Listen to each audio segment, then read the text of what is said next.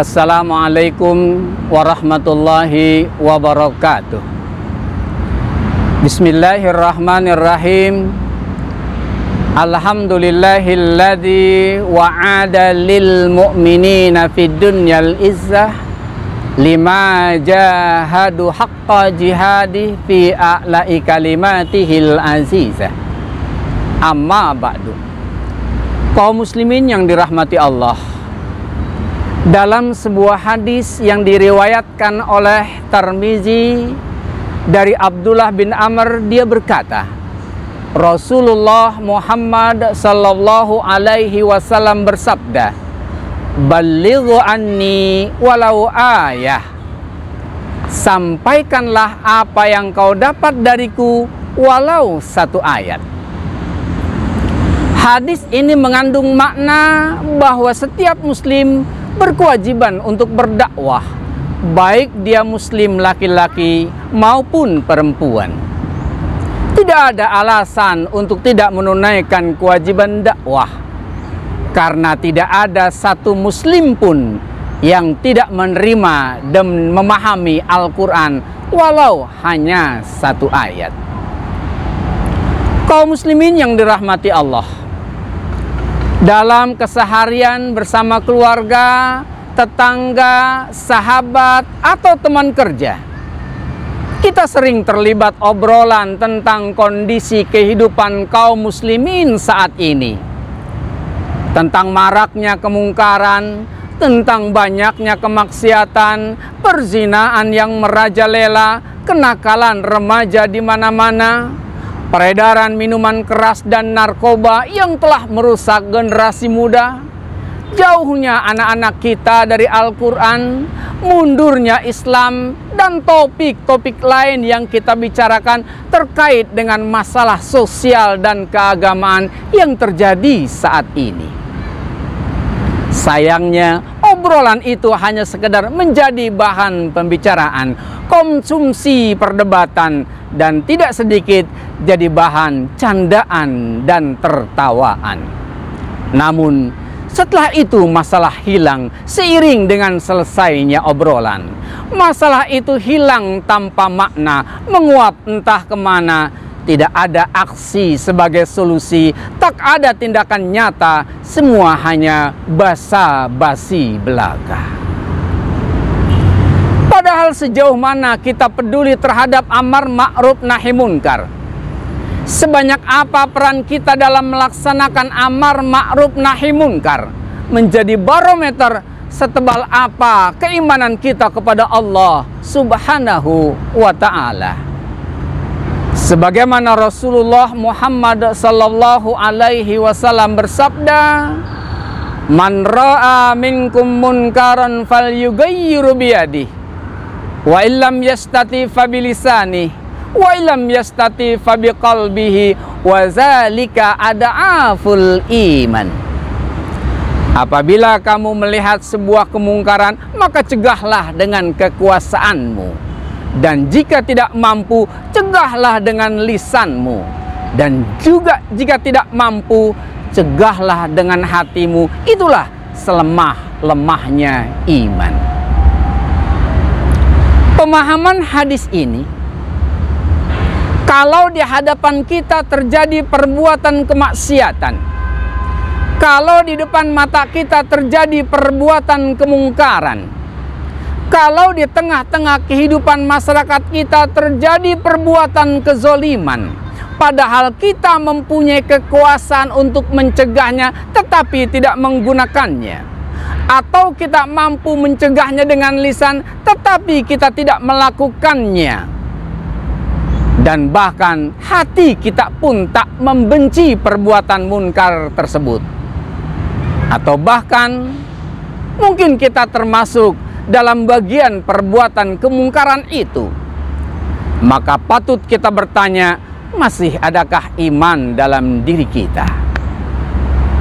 Karena itu, selama iman masih ada, dimanapun, kapanpun, dan pada situasi bagaimanapun kita berada, jika kita melihat sebuah kemungkaran terjadi, maka wajib bagi kita untuk mencegahnya.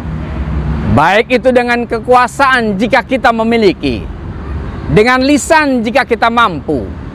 Paling tidak hati kita membenci kemungkaran tersebut dan mendoakan kepada Allah, mudah-mudahan mereka yang melakukan perbuatan kemungkaran diberi petunjuk oleh Allah Subhanahu wa ta'ala.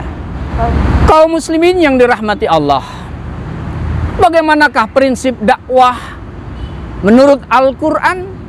Ada 3 prinsip dakwah yang harus kita perhatikan sesuai dengan firman Allah dalam Al-Quran surat An-Nahl ayat 125. Ud'u ila sabili rabbika bil hikmah wal mau'izatil hasanah wajadilhum billati hiya ahsan inna rabbaka huwa a'lamu biman dhalla an sabili wa huwa a'lamu bil muhtadin. Suruhlah manusia kepada jalan Tuhanmu dengan hikmah dan pelajaran yang baik, dan bantahlah mereka dengan cara yang baik.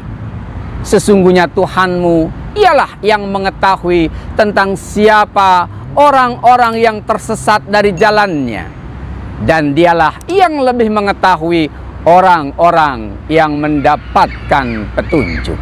Berdasarkan ayat di atas, ada 3 cara dalam melaksanakan dakwah Islam. Yang pertama adalah bil hikmah. Dakwah bil hikmah mempunyai makna berdakwah dengan cara-cara yang bijaksana, yaitu selalu memperhatikan suasana, situasi, dan kondisi orang yang menjadi sasaran dakwahnya.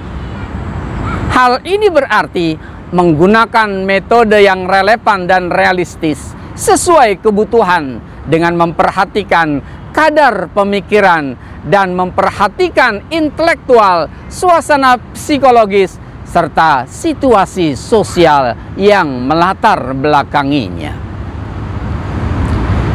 Cara yang kedua dengan mau'izatil hasanah.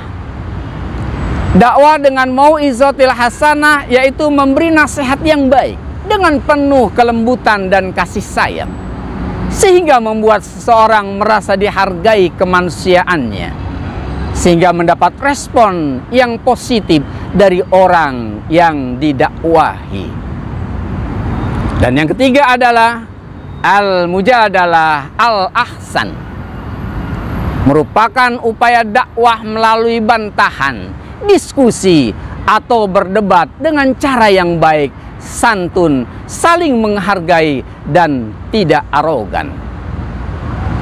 Prinsip metode ini ditujukan sebagai realisasi dan sebagai reaksi dalam menjawab tantangan respon negatif dari orang yang didakwahi, khususnya bagi mereka yang menolak, tidak peduli, atau bahkan melecehkan Islam. Dakwah dengan cara ini dengan tetap memperhatikan prinsip-prinsip umum dari watak dan karakteristik dakwah itu sendiri, yaitu menghargai kebebasan dan hak asasi tiap-tiap individu manusia, menghargai kebebasan dan hak-hak asasi tiap-tiap individu manusia, menghindari kepicikan dan kesulitan, dan bertahap, terprogram, serta sistematis. Firman Allah dalam Al-Quran surat Fussilat ayat 33, "Wa man ahsanu qawlan mimman da'a ilallahi wa amila salihan wa qala innani minal muslimin." Siapakah orang yang lebih baik perkataannya dari orang-orang yang menyuruh kepada Allah, mengerjakan amal soleh, dan berkata, "Sesungguhnya aku termasuk orang-orang yang berserah diri." Mudah-mudahan Allah berikan kekuatan kepada kita untuk tetap berada di jalan Allah, istiqomah di jalan dakwah, menyeru kepada yang ma'ruf dan mencegah kemungkaran, dan diberi kesabaran dalam menghadapi segala macam rintangan dan cobaan dalam berdakwah. Amin ya rabbal alamin. Wabillahi taufiq wal hidayah. Wassalamualaikum warahmatullahi wabarakatuh.